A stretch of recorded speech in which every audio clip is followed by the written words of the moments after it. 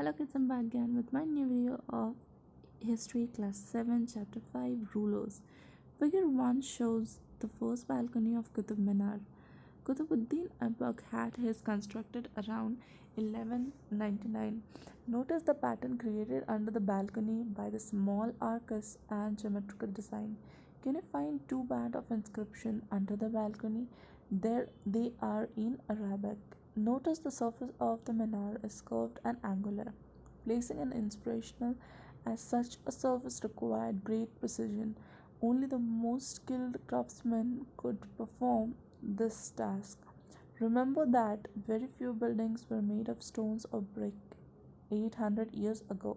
What would have been impact of a building like a Qutub Minar on the observers in the 13th century? Between 8 and the 18th century, king and their officers built two kinds of structure. The first were forts, places, tombs, safe, protected, and grantees, places of rest in this world and the next. The second were structures meant for public activities, including temple, mosques, tanks, caravans, cities, bazaars. Experts were kings were expected to take care of their comfort. Ruler hoped to win their praises. Constructing activities was also carried out by others, including merchants. They built temples, mosques, and wells. However, domestic architecture, large mansions of merchants, has survived only from the 18th century. Engineering skills and construction. Monuments provide an insight into the technological use for the construction. Taking something like a roof example, we can make this by placing wooden beams or a slab of stone across four walls. But the task becomes difficult if you want to take a large room with an elaborated superstructures. This require more sophisticated skill. Between the 7th and the 12th, architect start adding more rooms, doors, and windows to the building. Roof doors and windows were still made by placing a horizontal beam across two vertical columns. A style of an architecture called trabit or corbelled between the 8th and 13th century. The trabit style was used in the construction of temples, mosques, tombs, and in the building attached to the large steeped wells. Two technological and stylistic developments are noticeable from the 12th century. The weight of the superstructure above the doors and windows and was sometimes carried by the arcs. This architectural form was called arcuate. Limestone cement was increasingly used in construction. There was some high quality cement which used mixed the stone chips and hardened into concrete. This made the construction of the large structures easier and faster. Take a look at the construction site in the figure. Olden temples and mosques and tank. Temple and mosques are very beautifully constructed because they were places of worship. They were also meant to demonstrate the power, wealth, and devotion of the patron. Take the example of the Raja Rajeshwara temple. An inscription mentioned that it was built by the king Raja Raja Deva for the worship of his god.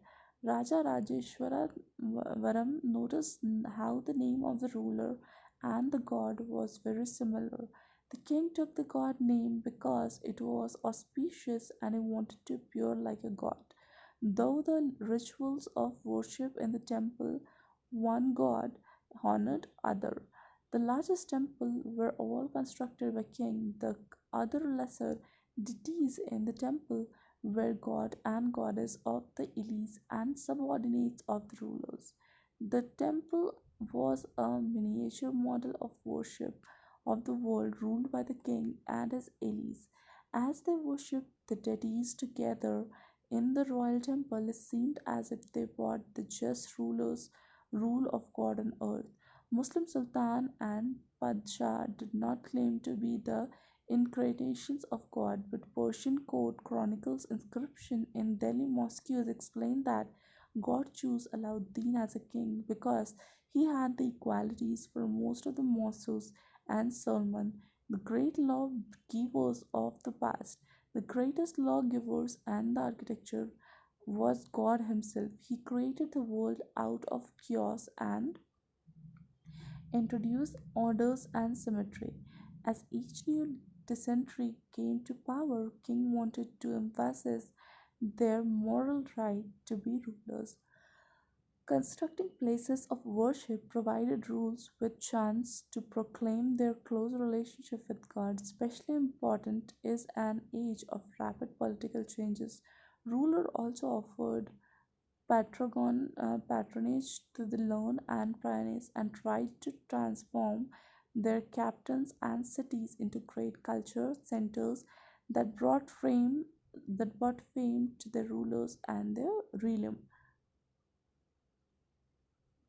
It was widely believed that the ruler of just a king would be an age of plenty when the heaven would not withhold rain, at the same time making precise water available by constructing tanks and reservoir was highly praised. Sultan Iltutmish won universal respect for constructing a large reservoir just outside Delhi Konan. He called he called It was called Hauzi-e-Sultani or King Reservoir. Why was why were the temple destroyed? Because kings built temples to demonstrate their devotion to God and the power and wealth. It is surprising that when they attacked one another kingdom, they often targeted these buildings. In the early ninth century, when the Pandya king Srimara Sri Vallabhaya invaded Sri Lanka and defeated the king Sina first, the Buddhist monk and chronicles Dhammakati noted he removed all the valuable the statue of Buddha made entirely of gold in Jewel Palace and the golden images of the various monasteries, all these he seized. The bowl to the pride of Sinhalese rulers had to be invaded, and the next Sinhalese ruler, Sina too, ordered his general to invade Madurai, the captain of Pandyas. The Buddhist chronicles noted that the expedition made a special effort to find and restore gold state of Buddha. Similarly, in the early 7th century, where the Chola king Rajendra first built a Shiva temple in his capital, he filled it with prized statues seized from defeated ruler. An incomplete list include a sun pedestal from the Chalukyas, a Ganesh statue, and several statues of Durga. Sultan Muhammad of Ghazni was a contemporary of Rajendra I. During his campaigns in the subcontinent, he also attacked temples of defeated kings and looted their wealth and idols. Golden tombs and forts. Under the Mughal architecture became more complex. Barber Humayun, Akbar Jahangir, and especially Shah Jahan was personally interested in literature, art, and architecture. In his autobiography, Babur described his interest in playing and laying out formula gardens placed within the rectangular wall, enclosing and dividing into four quarters by artificial channels. This garden was called Chahar Bagh, four gardens because of their symmetrical dimension into quarters. Beginning with Akbar, some of the most beautiful Chahar Baghs were constructed by Jahangir and Shah Jahan in Kashmir, Agra, and Delhi. There are several important architectural innovations during Akbar region. For the inscription, Akbar architects turned to the tombs of his Central uh, Asian ancestor. Taimur, the central answering towering dome was the tall gate, became important aspect of Mughal architecture, first visible in Humayun tomb. It was during Shah Jahan reign that the different elements of Mughal architecture was fused together a grand harmonious synthesis. His region witnessed a huge amount of construction activity, especially in Agra and Delhi. Shahjahan audience halls was specially constructed to resemble a mosque. The pedestal on which his throne was placed and was frequently described as Qibla. The direction failed at Muslim at prayer since everybody faced that direction when the court was session. The connection between the royals and the justice and the imperial court was emphasized by Shah Jahan in newly constructed court in the Red Fort at Delhi.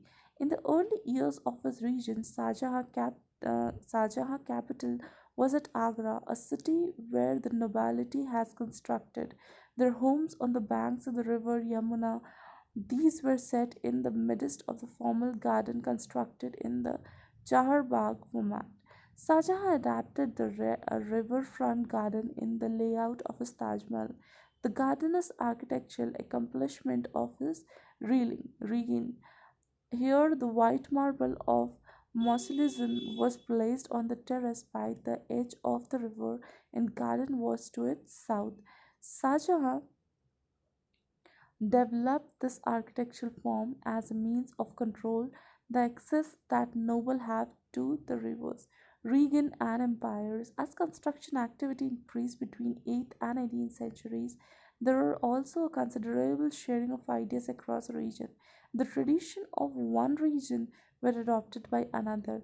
The Vijayanagara, for example, the elephant stables of the rulers were strongly influenced by the style of architecture found in adjoining sultanates of Bijapur and Golconda. The creation of large emperors that brought different religions under their rule helped in this cross fertilization of artist and architectural style. Even though the authority of Mughal ruler won in 18th century, the architectural style developed under the patronage were constantly used and adapted by other rulers whenever they required to establish their own kingdoms. And that was all about this chapter. I hope you liked it. Thank you.